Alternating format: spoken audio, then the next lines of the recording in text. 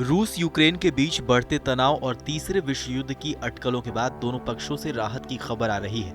लगातार बढ़ रहे दोनों देशों के बीच जंग के खतरे पर अब कुछ दिनों के लिए विराम लग गया है। न्यूज एजेंसी एएफपी के मुताबिक दोनों देशों ने फ्रांस की राजधानी पेरिस में बातचीत की, जिसके बाद दोनों पक्ष संघर्ष विराम का पालन करने को सहमत हुए हैं। इस समझौते के लिए दोनों देश बिना किसी शर्त के मान गए हैं। हालांकि अस्थायी सीजफायर होने की वजह से अभी इस बात की कोई गारंटी नहीं है कि तनाव खत्म होगा या फिर नहीं। इसी के साथ बताया जा रहा है कि जर्मनी की राजधानी बर्लिन में 2 हफ्तों बाद इसी मसले पर फिर से एक बैठक होगी। इस समझौते का फ्रांसीसी डिप्लोमेट्स ने स्वागत किया और मौजूदा हालातों को देखते हुए इसे अच्छा संकेत बताया। अब एक बार जान लेते हैं कि आखिर इस बैठक में क्या बात हुई और दोनों देशों ने अपना क्या पक्ष रखा।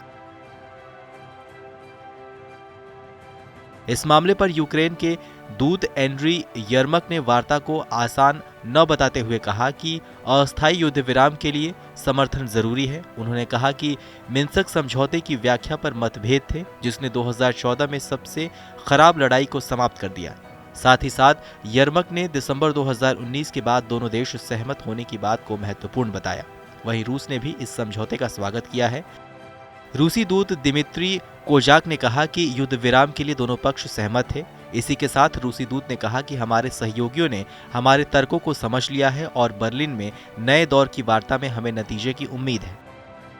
बता दें कि विषय पर 21 जनवरी 2022 को जनेवा में अमेरिकी विदेश मंत्री एंटनी ब्लिंकेन और रूसी समकक्ष सरगोई लावारेव के मध्य हुई बातचीत का कोई सार्थक नतीजा नहीं निकला था।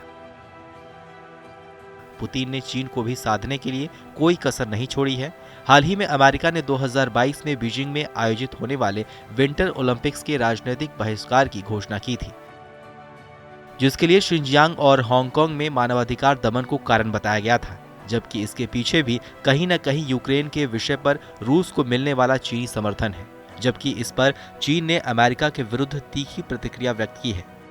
रूस और चीन की उत्तरोक्त बढ़ती सैनिक और आर्थिक शक्ति और मध्यवर्ती अंतर्राष्ट्रीय तालमेल के आलोक में उपरोक्त अंतर्राष्ट्रीय तनाव और संघर्ष की परिस्थितियां अंतर्राष्ट्रीय राजनीति में पुनः एक शीत युद्ध की ओर इशारा करती हैं।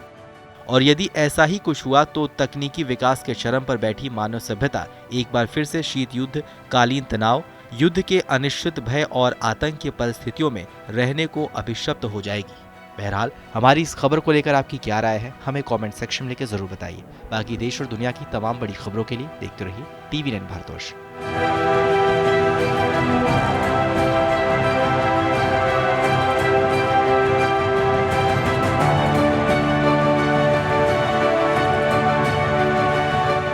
देश बनता है अपने नागरिकों से, ऐसे नागरिक जो अधिकार के साथ कर्तव्य पर भी ध्यान दें, जो सच्चाई का आदर करें लेकिन असत्य से लड़ना भी सीखें, जो सिर्फ जानकार न बने बल्कि जागरूक भी रहें। इस काम में TV9 डिजिटल है आपका मददगार लगातार, ताकि आप भीड़ का हिस्सा न बने बल्कि राह दिखाएं भीड़ को।